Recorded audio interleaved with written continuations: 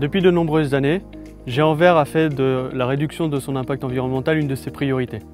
C'est une démarche qui est clairement inscrite dans notre ADN et dans celle de la marque. C'est pour cela que nous avons déjà lancé un certain nombre d'initiatives et que nous avons aussi choisi d'accélérer notre démarche pour répondre aux enjeux climatiques actuels.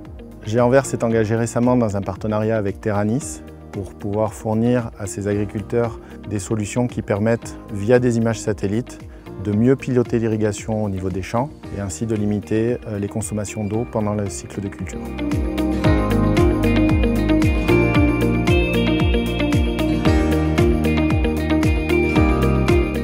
Historiquement, nous avons un objectif chez Géant-Vert de réduire de 2% nos consommations d'énergie, notamment en modernisant en 2018 notre station d'épuration, qui était jusqu'alors notre premier poste de consommation d'électricité sur le site.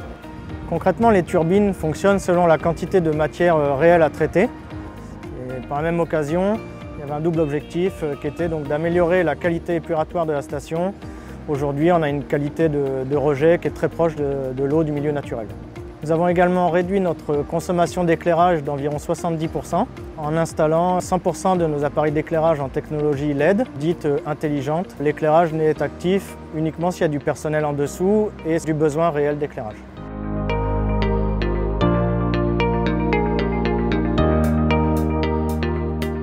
« 100% des emballages que nous utilisons pour la marque Géant-Vert sont recyclables. La boîte en fer blanc et l'ensemble de nos emballages carton et de nos emballages plastiques qui sont eux-mêmes 100% recyclables.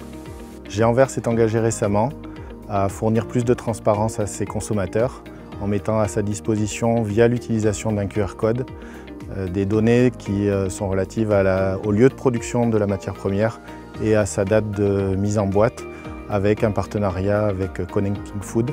Au-delà de ces initiatives, Géant-Vert veut aller encore un cran plus loin, en déployant la mise en place d'énergies renouvelables, comme l'énergie solaire, la méthanisation ou encore le déploiement de l'agriculture régénératrice pour protéger les sols.